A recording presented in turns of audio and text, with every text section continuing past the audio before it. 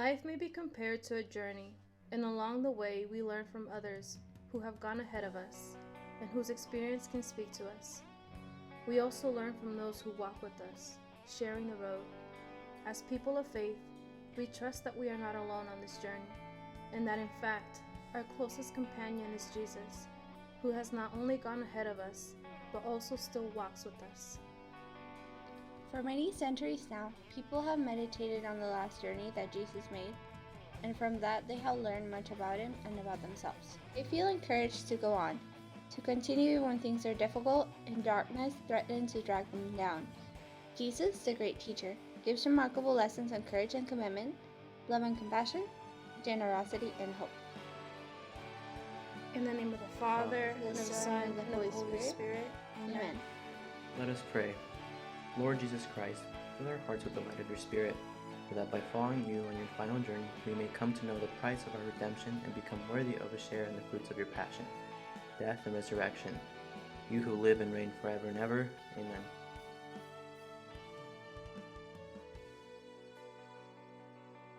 The first station, Jesus is condemned to death. There you stand before the crowd after being beaten. You never deny yourself, yet you humbly accept the punishment given to you by those who witnessed your miracles. It's easy to look at the scene now and think, how could they have accused you and condemned you to death? All you did was love every person you met, yet they are not alone in their condemnation of you. How often do I ignore you at work or school and the person no one wants to talk to? How often do my words condemn you in the way that I speak about others? It was not only the Jews and Pontius Pilate who condemned you, but I stand next to them shouting just as I, crucify him.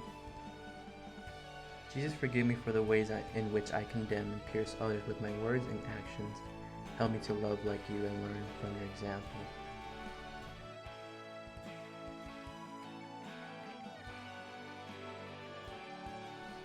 The second station, Jesus carries the cross.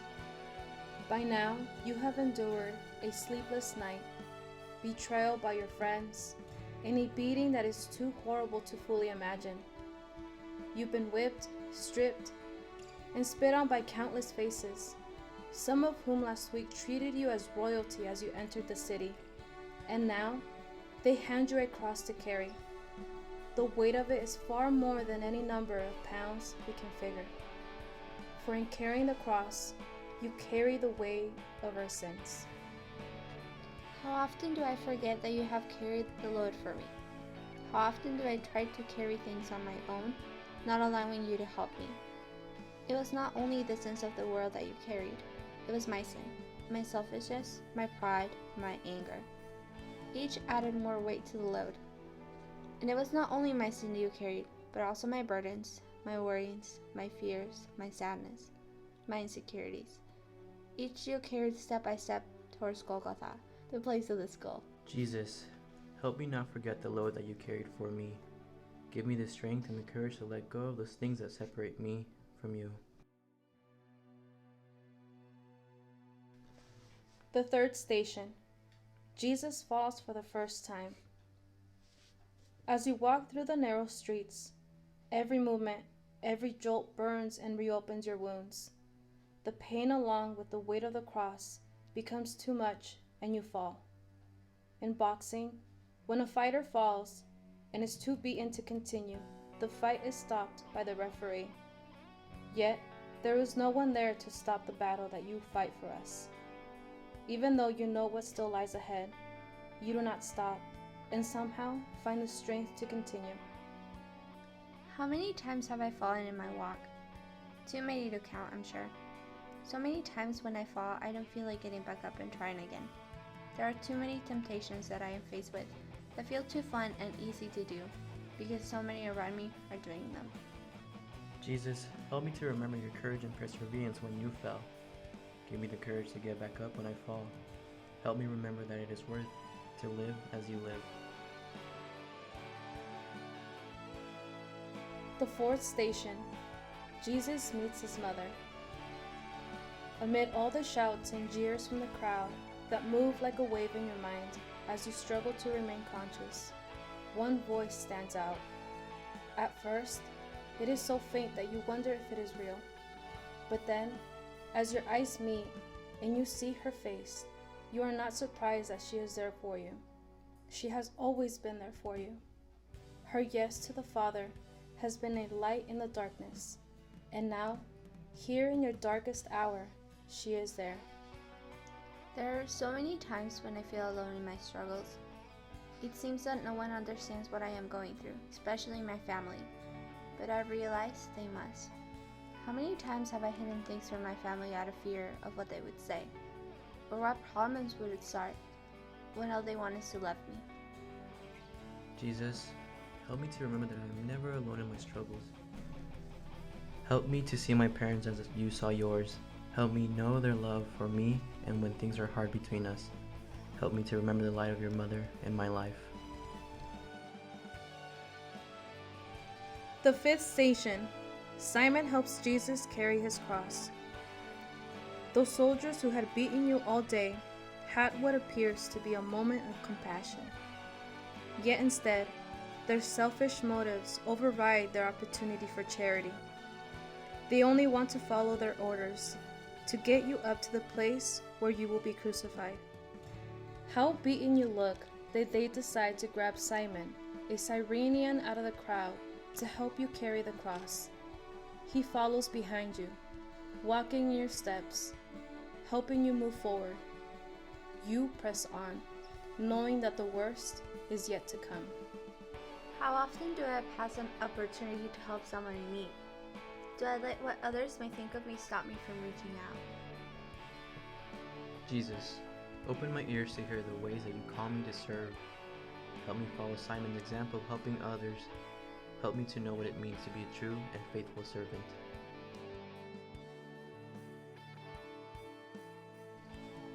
The sixth station, Veronica wipes the face of Jesus. By now, the thorns cut so deeply into your head that even seeing where you should step next is almost impossible. Up to this point, all who had approached you, other than your mother, either shout at you or spit in your face. As Veronica approaches, she walks differently than the others.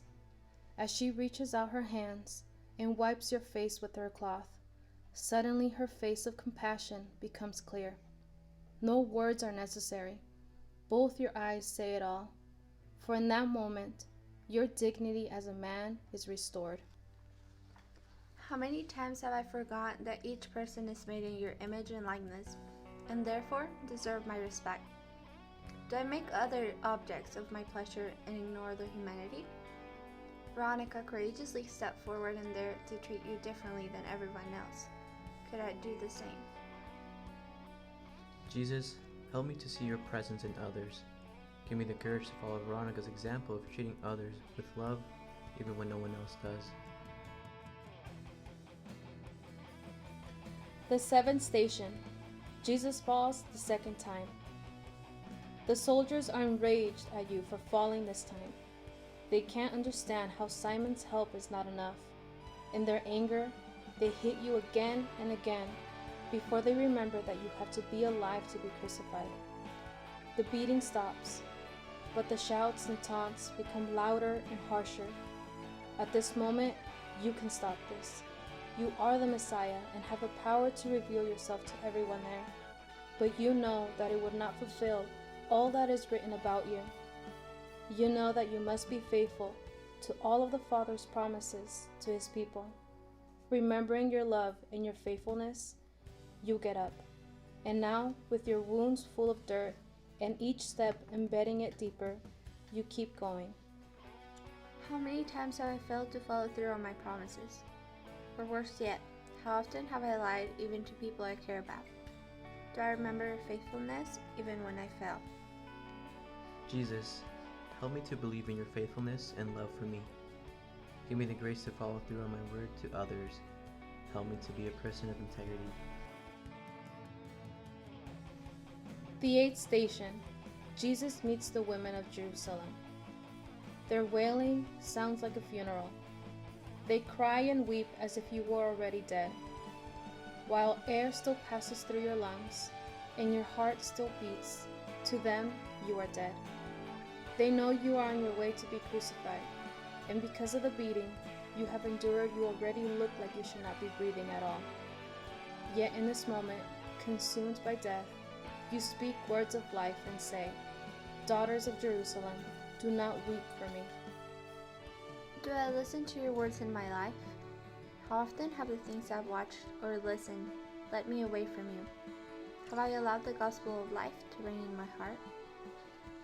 Jesus, help me listen to the words of your life. Show me ways that I can put you first. The ninth station. Jesus falls for the third time. Again you fall, this time from sheer exhaustion. Only your will presses you forward, while your body refuses. How difficult it must be to be you, fully God and fully man. God knows that this has to be finished, and that it is not yet complete. Man feels the excruciating pain, and every bone in your body wants to stop right there and move no further. Somehow, both join together, and you muster the strength to get up. You vow to not fall again, because now you can see the place they are leading you to. You know the end is close, and so you press on. How many times have I let my flesh win over my spirit? How often have I chosen to sin rather than to follow your way? Was it my sin that became too heavy that you fell this third time? Jesus, help me to follow your ways. Help me remember your victory over my sin. Give me the grace to recognize when I sin and a desire to sin no more.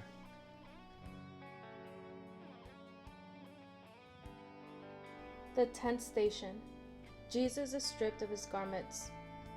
In some ways, to get to this point is a relief, because you know that this is almost over.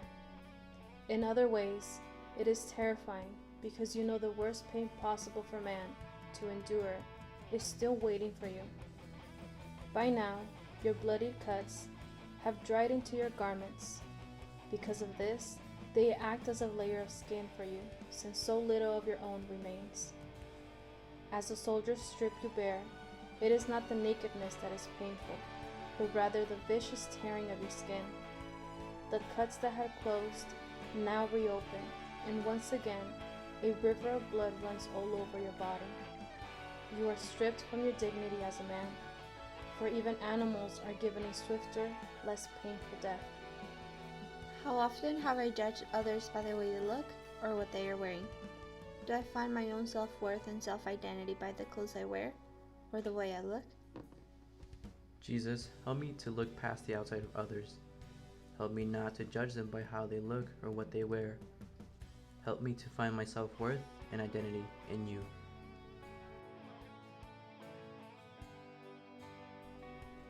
The 11th station. Jesus is nailed to the cross. Lying down on wood is not foreign to you. The first place you were laid when you came into this world was a wooden manger. There you were, laid in love, and now it is out of love that you lay here on this wooden cross. The soldiers pull your right arm beside you, and then horrific pain flows through your entire body.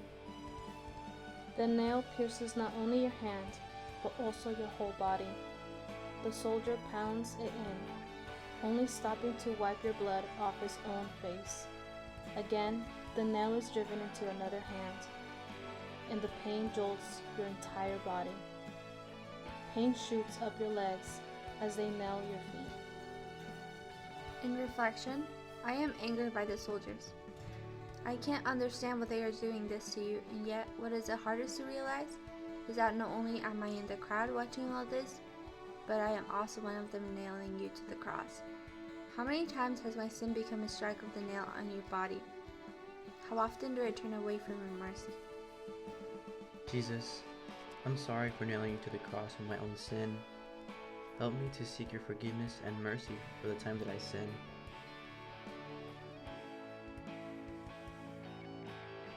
The 12th station. Jesus dies on the cross. Above your head is the inscription, King of the Jews.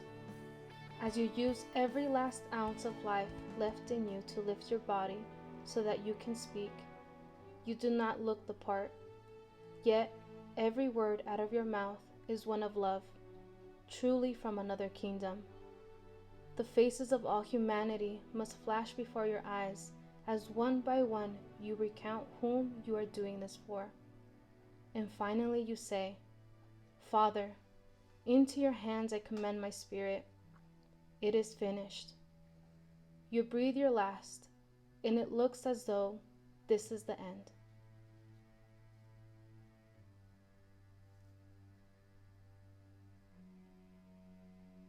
Jesus, help me never forget your love for me. Help me to know that you died for me. Fill me with comfort in knowing that I never suffer anything you don't understand.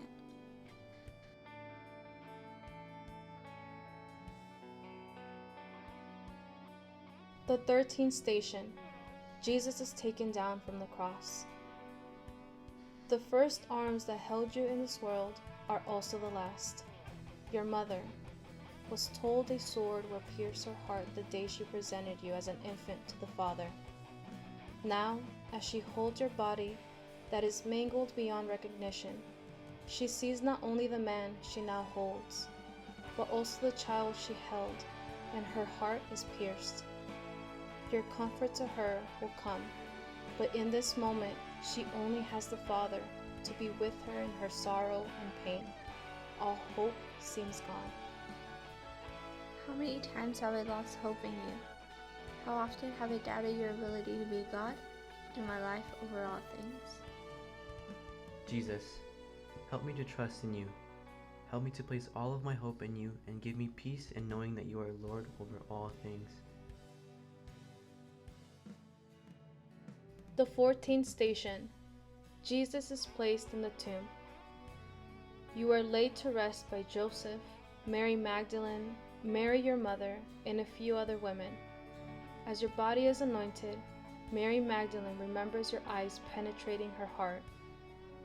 Tears stream down her face, along with the others, as they remember your love too.